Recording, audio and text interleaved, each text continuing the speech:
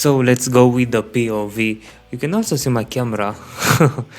Yeah, very high-tech stuff going on here.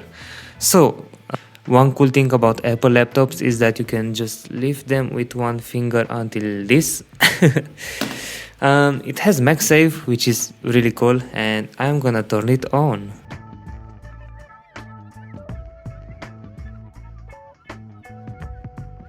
There's the logo. Also, this thing glows. It's pretty, but it consumes a lot of energy. Unnecessary. It takes like 25 seconds to boot this thing up. Oh, you can see my second camera. Oh yeah, here's the mini thing. 1, 2, 3, 4, enter, and we are on. The first thing that you will see, it's the bezels. They are massive. Some people cry about the iPhone XR, the bezels of this phone, and you can get a feel of how fat those bezels are. You stay there. So what's this thing? This is, like I said, a mid 2030 laptop, 11 inches, dual core i5. It has 4 gigs. It has 4 gigs of RAM, DDR3, and the SSD is reasonable. It's 2050 gigs, and the display is the thing that makes this thing unusable for so many people, because you see it, now you don't. You see it. Actually, you can see it, but it has terrible viewing angles, and the colors are so trash. Like, if you compare this thing with this thing, oh, I mean, you can see it, the difference in terms of quality. So yeah, but one cool thing about this, I heard people that told me that they buy M1 MacBooks or stuff like that because you can just open them whenever you want without waiting for the OS to start. Well, guess what? It takes 1 second, but hey, it still works. And yeah, let's do some work. Let's open Firefox on this thing, and it works actually okay. Like, for a dual core and an i5, it's fine. One cool thing about this is that it runs YouTube fine on 1080p 60 frames per second, and that's okay for a machine like this with an i5 that is, like, this thin. It's great for me. So yeah, the cool thing about this is that you can just take it and do whatever you want without taking too much care about it. That's the main reason. I don't want to break this baby, but I would rather scratch this thing. Even this has like great build quality. It's okay for what I want to do. The keyboard is actually better than my 16 inches MacBook because the travel is way more responsive rather than mine. I won't press the space bar because I'm recording myself, so yeah. Would I recommend buying this machine? Well, only if you want something that you don't really want to take that much care. The I/O.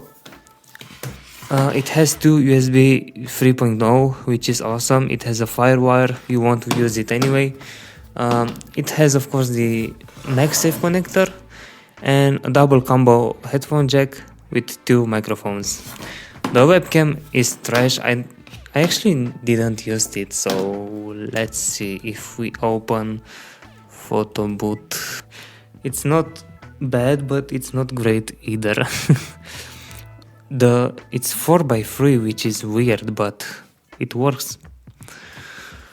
So yeah, would I recommend this? Go away. Would I recommend this?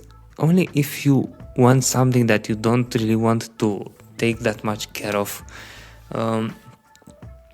Again, this is a great machine for doing Google Drive and stuff. Some people won't like the display, so won't buy it. But for $80, I don't think you can get something better.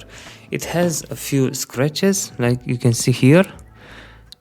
This is the major damage that this laptop has, and the battery has a few cycles, but other than that, it's a great machine for this price.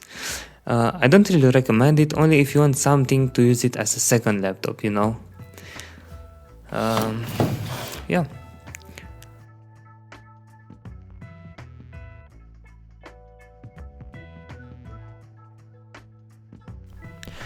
So I was searching for a laptop in the past few weeks. I already have one. It's a MacBook Pro 16 inches from 2019.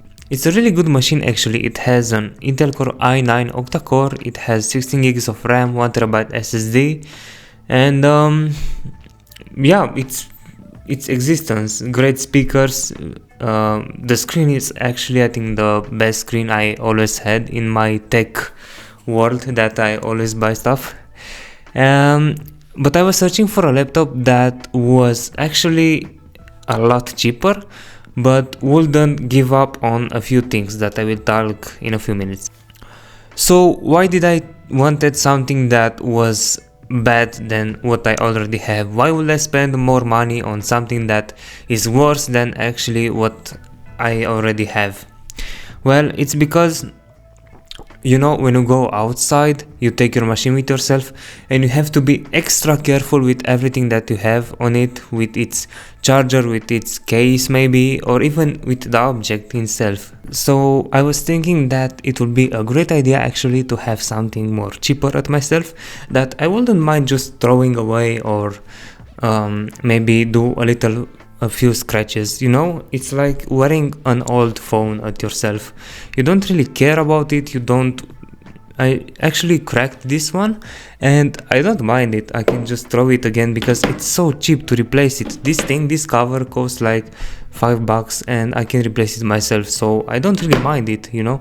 If I buy something, I really want to use it without a case, without anything. That you buy an iPhone, for example, a lot of people put cheap cases on it, and it takes away the experience of the object that you buy, because this is made of metal and glass, and you put a $2 silicone case just to protect it, to have it for a longer time and maybe sell it with a better price when you don't really want to use it anymore, and that's fine.